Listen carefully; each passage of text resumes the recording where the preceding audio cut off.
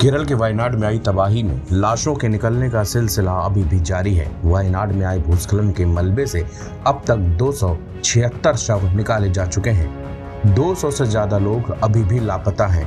जो लापता हैं उनके भी जीवित बचने की उम्मीद ना के बराबर बताई जा रही है, क्योंकि घटना के हुए 3 दिन बीत चुके हैं। बचाव अभियान में समय बीतता जा रहा है और रुक रुक कर हो रही बारिश के कारण ये रेस्क्यू टीमों के लिए और भी ज्यादा चुनौतीपूर्ण बन गया है।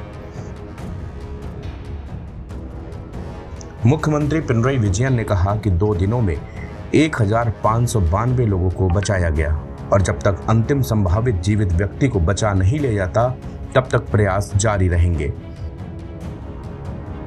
मंगलवार की सुबह हुए 2 भूस्खलनों से आप तबाही का अंदाजा इसी से लगा सकते हैं, जिसमें मुंडकई और 2 पड़ोसी गांव लगभग खत्म हो गए। 200 से अधिक लोग घायल अवस्था में अस्पताल में भर्ती हैं। वायनाड के जिला प्रशासन ने कहा है कि मृतकों में 30 बच्चे भी शामिल हैं। देर शाम तक 96 शवों की पहचान हो चुकी थी, जिसमें से 75 शवों को उनके परिवारों को सौंप दिया गया। कांग्रेस महासचिव प्रियंका गांधी और राहुल गांधी भी आज वायनाड पहुंच रहे हैं। सेना, नौसेना और एनडीआरएफ की बचाव टीमें मलबों के ढेरों को खोदने और लकड़ी और कंक्रीट के अवशेषों को तोड़ने में लगी हैं। ये वो मलबा है जो कभी घर हुआ करते थे। टीमें दिन रात रेस्क्यू ऑपरेशन में जुटी हैं ताकि जीवित बचे लोगों की तलाश की जा सके और उनको सुरक्षित निकाला जा सके। सर्च अभियान में ज्यादातर कीचड़ से सने फूले हुए शव मिल रहे हैं। बारिश रुकने का नाम नहीं ले रही थी। बचाव दल पहाड़ी क्षेत्र के बाकी हिस्सों से कटे हुए इलाकों तक पहुंचने के लिए संघर्ष कर रहे थे।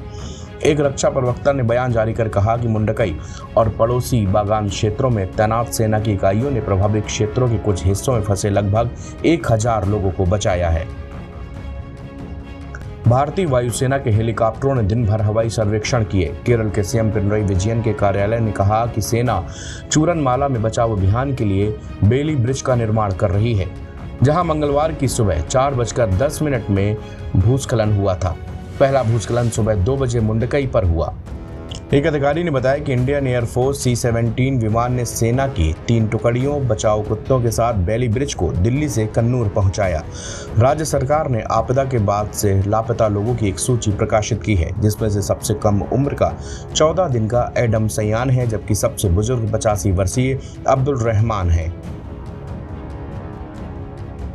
इस लिस्ट में यूपी के एक परिवार के 4 सदस्य बॉबी चौहान, पिंटो चौहान और 2 और भी शामिल हैं। इसके अलावा ओडिशा के स्वाधीन पांडा शामिल हैं। सीएम विजयन की कैबिनेट ने आपदा के लिए केरल की प्रक्रिया पर चर्चा करने के लिए 2 दिन पहले बैठक की, जो राज्य में 2018 की बाढ़ के बाद सबसे खराब थी, जिसमें इससे लगभग 500 लोगों की जान चली गई थी।